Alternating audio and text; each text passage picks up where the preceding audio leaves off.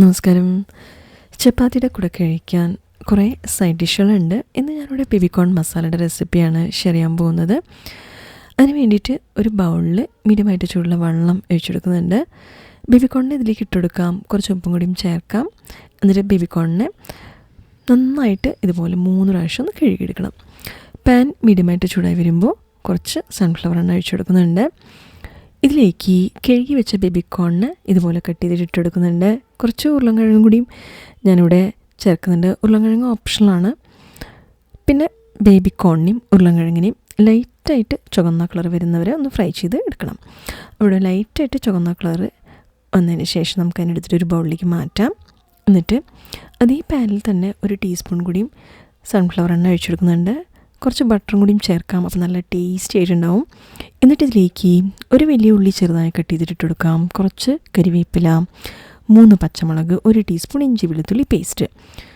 ഇവിടെ നമുക്ക് ഉള്ളീനെ ലൈറ്റായിട്ട് ചുവന്ന കളർ വരുന്നവരെ ഒന്ന് ഫ്രൈ ചെയ്തെടുക്കണം. എന്നിട്ട് ഇതിലേക്ക് 2 ടീസ്പൂൺ മല്ലിപ്പൊടി, 1 ടീസ്പൂൺ കശ്മീരി മുളക് പൊടി, 3/4 ടീസ്പൂൺ സാധാരണ മുളക് പൊടി, 1/4 ടീസ്പൂൺ മഞ്ഞൾപ്പൊടി, ഉപ്പ് പാകത്തിന് 1/2 ടീസ്പൂൺ ഗരം മസാലപ്പൊടി. ഫ്ലെയിം ചെറുതാക്കിയിട്ട് മസാലയിൽ നിന്ന് ചൂടാക്കിയെടുക്കാം. എന്നിട്ട് 3 മീഡിയം തക്കാളി ചെറുതായി കട്ട് ചെയ്തിട്ട് ഇട്ടെടുക്കുന്നുണ്ട്. തക്കാളി ഇതുപോലെ നന്നായിട്ട് വെന്ത് പേസ്റ്റായി വരുമ്പോൾ ഫ്രൈ ചെയ്ത് വെച്ച ബേബിക്കോണിനെയും ഉരുളൻകിഴങ്ങിനെയും ഇട്ടിട്ട് നന്നായിട്ടൊന്ന് മിക്സ് ചെയ്യുക. എന്നിട്ട് ഇതിലേക്ക് 2 ഗ്ലാസ് തിളച്ച വെള്ളം ഒഴിച്ചെടുക്കുന്നുണ്ട്. ഉപ്പൊന്ന് ടേസ്റ്റ് ചെയ്ത് നോക്കാം. ഉപ്പ് ആവശ്യമുണ്ടെങ്കിൽ കുറച്ചും കൂടി ഇട്ടിട്ട് നന്നായിട്ടൊന്ന് മിക്സ് ചെയ്യുക. എന്നിട്ട് അടച്ചു വെച്ച് ഒരു 15 അല്ലെങ്കിൽ 20 മിനിറ്റ് ലോ ഫ്ലെയിമിൽ വേവിച്ചെടുക്കണം.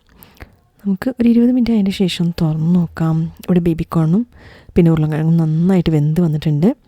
ഇതിലേക്ക് ഞാനൊരു 15 കശുവണ്ടി പേസ്റ്റാക്കിയിട്ട് ഒഴിച്ചെടുക്കുന്നുണ്ട്. ഈ കറി വന്നിട്ട് കൂടുതൽ തിക്കുണ്ടാവരുത്, അതേപോലെ കൂടുതൽ വെള്ളം പോലെ ഉണ്ടാവരുത്, മീഡിയം ആയിരിക്കണം. അപ്പോഴാണ് നല്ല ടേസ്റ്റ് ആയിട്ടുണ്ടാവുള്ളൂ.